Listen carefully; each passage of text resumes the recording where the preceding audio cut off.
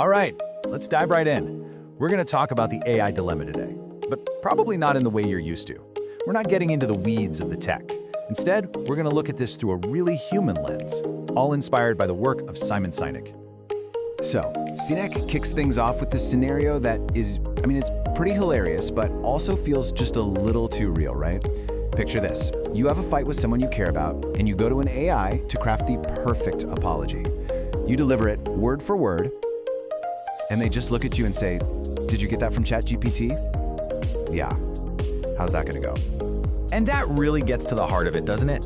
What do we actually lose in that moment? Well, AI might give you the quote-unquote right words, but it just strips away the humanity of it all. You lose the awkward fumbling, the vulnerability, the genuine struggle to find the words. All the messy stuff that actually shows you care. It robs you of a real moment of connection. This leads us straight to Sinek's main point. He argues that as a society, we become completely obsessed with the destination, getting the answer, the final product, the perfect output. And AI, well, it's like a supercharger for this obsession. But in our race to the finish line, we're starting to forget just how valuable the journey itself really is. Just look at this contrast here. On one side, you have the journey. That's where the struggle happens, where you grow, where you gain real wisdom and develop as a person. And on the other side, the destination. It's the quick answer, the efficient output, the final product. Now, AI is absolutely incredible at getting us to the destination, but it can never, ever give us the journey. And this quote just nails it. Sinek says his skills didn't just appear because his books exist. No way. They came from the excruciating process of writing them. It's that struggle of organizing your thoughts, of finding the right words, of building an argument. That's what builds our character and our skills. The value is in the doing, not the having. So here's a really interesting thought. If AI is about to flood the world with perfection, what happens then?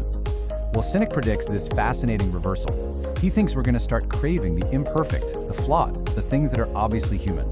Human error might actually become a valuable commodity, a sign of authenticity. And you know what? There's actually a concept for this. It's called wabi-sabi.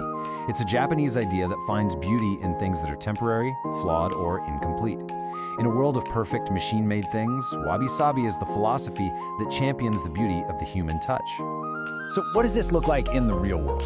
Well, think about handmade pottery, where every little wobble and imperfection makes it unique. Or think about sports. What makes a game exciting? It's not the perfect plays. It's the fumbles, the mistakes, the unexpected human errors that create all the drama. We'd much rather watch two humans play a messy, brilliant game of chess than two perfect computers. It's the humanity that we're drawn to. So, the bottom line is this. In a world that's about to be full of perfectly polished AI-generated text, a typo or a slightly clumsy sentence might actually feel like a breath of fresh air. Why? Because it's a signal, a sign that there's a real, imperfect person on the other end. Authenticity is fast becoming the new luxury. Okay, but Sinek points out this huge irony in all of this, especially when it comes to who's being told to adapt to all this new tech. You might be surprised. Let's kind of rewind the clock and see how this has played out before. Just think about this. Back in the 80s, it was factory workers being replaced by robots. And what was the advice they got from all the knowledge workers? You gotta reskill, learn to code. Well, fast forward to today, and who's being disrupted by AI? It's the knowledge workers, the coders, the analysts, the finance pros. And the advice they're getting?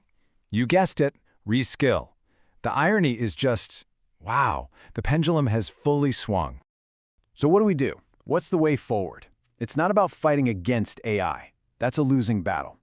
Sinek says it's about making a conscious choice to develop the skills that AI simply cannot touch. It's about learning how to swim, even when technology is handing everyone a boat. And this metaphor is just perfect. Sure, you can rely on the AI boat for all your day-to-day trips. But what happens when a storm hits? What happens when you're faced with a complex, emotional, uniquely human problem and you've completely outsourced your ability to navigate it? You have to know how to swim. So what does learning to swim actually look like? Well, Sinek lays out these core human skills. And notice, none of these are technical. They're all deeply personal.